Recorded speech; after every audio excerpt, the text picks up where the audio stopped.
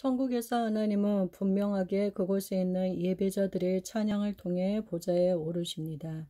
요한계시록 5장에서 우리는 보좌에 앉으신 하나님을 볼 수 있습니다. 이어지는 장에서 우리는 이 최종적인 권위의 자리로부터 나오려 하는 몇 가지 심각한 것들에 대해 읽을 수 있습니다. 어린 양은 7개의 인을 뗄 것입니다. 대재앙에 4명의 말탄 자들이 올 것입니다. 태양은 검게 변할 것이고 달은 피처럼 붉게 변할 것입니다. 지진과 기근과 전쟁과 메뚜기 떼의 재앙이 있을 것입니다. 심판의 7 나팔 소리가 들릴 것이며 그리고 더한 일들이 일어날 것입니다. 그러나 우선 하나님께서는 수금과 대접을 들고 하나님 앞에 서 있는 장로들을 부르십니다. 이 수금은 예배를 의미하며 대접에는 성도들의 기도, 즉 의리의 중보 기도가 가득 차 있습니다. 장로들과 생물들과 천사들, 그리고 천국에 모인 수많은 자들이 하나님의 보좌 앞에 엎드릴 때 엄청난 예배가 분출됩니다. 그리고 대접에 담긴 기도들이 향기로 하나님 앞에서 올라갑니다. 그렇다면 종말이 가까운 세상에서 우리가 예배를 드리는 이유는 무엇인가요? 이 땅의 종말은 와야 합니다. 하나님 나라는 와야 합니다. 몇 가지 놀라운 것들에 주의를 기울여야만 합니다.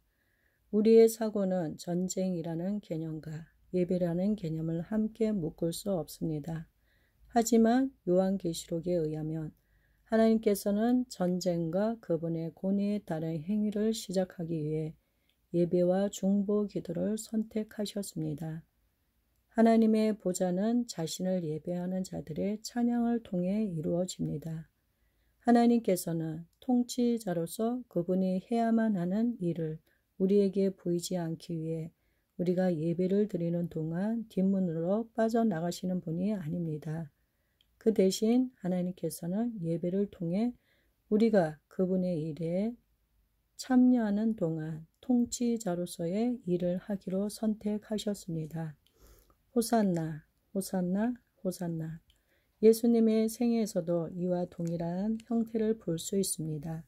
초기 사역에서 예수님은 일반적으로 하나님의 어린 양이라는 모습으로 보였습니다.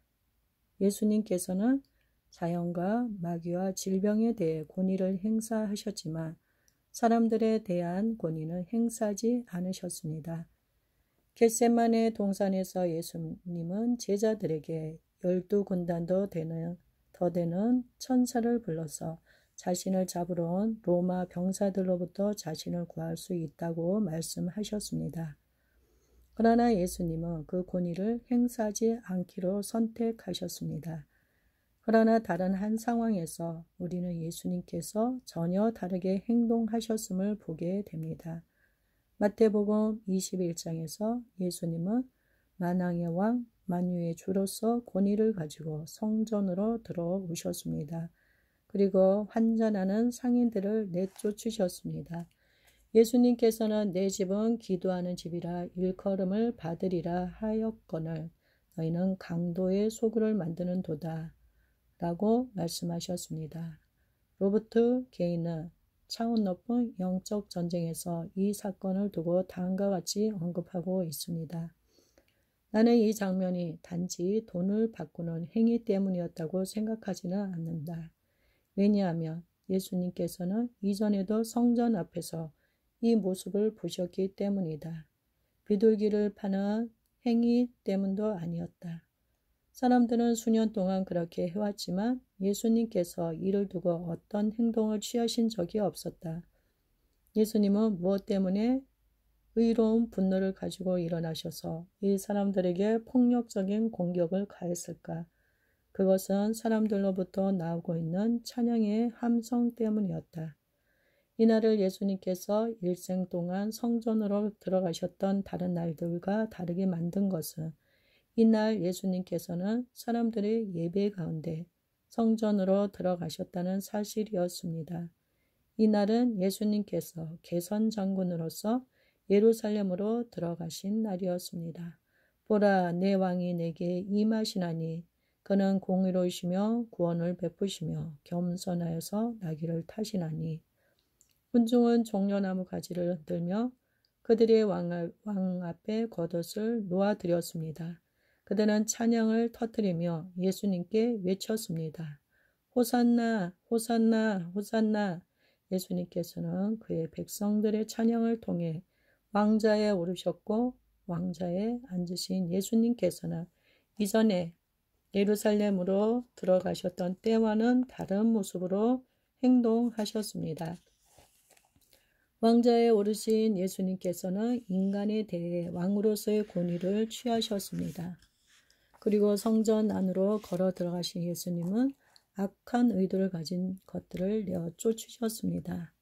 호산나를 오래하던 사람들은 깨닫지 못했지만 그들의 경배는 만왕의 왕이신 예수님의 통치하시는 위치가 효력을 발휘하게 만들었습니다.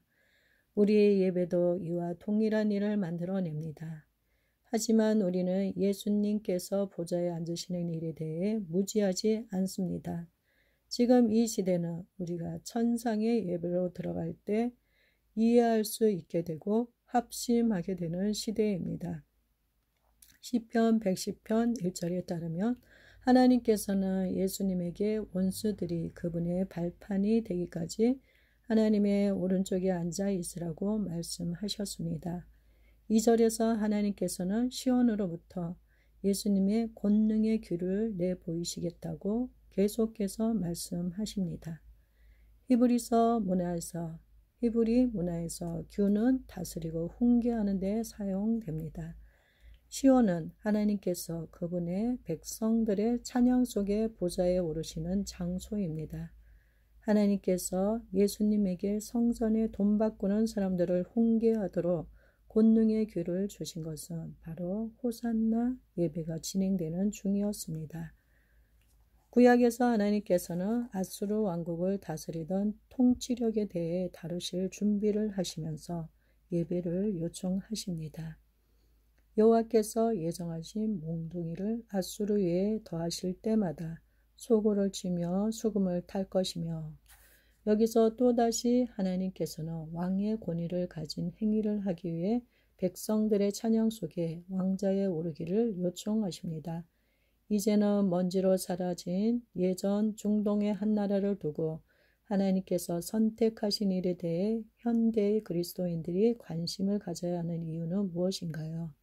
고대 히브리인들에게 아시리아는 이스라엘을 파괴하기 위해 다가오는 막강한 군사력을 상징했습니다. 하나님께서는 히브리 백성들에게 찬양을 통해 하나님을 왕자에 오르게 함으로써 아시리아로부터 이스라엘을 구원하는 일에 참여하도록 요청하셨습니다. 이를 통해 하나님께서는 히브리인들에게 닥친 파괴적인 힘에 대해 심판을 내리실 수 있었습니다. 하나님께서는 우리에게도 이와 동일한 일을 하라고 초청하십니다. 우리를 파괴하려고 다가오는 것들에 대해 하나님께서 하시고 싶은 심판에 참여하려면 찬양을 통해 하나님을 왕의 자리에 앉혀드려야 합니다.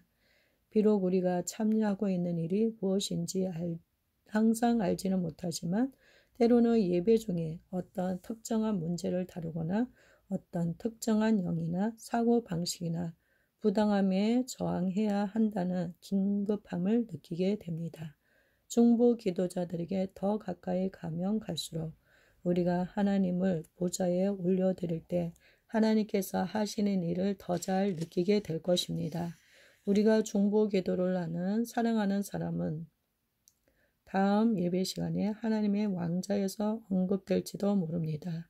또는 하나님께서는 이 나라의 어떤 문제를 다루시게 될지도 모릅니다.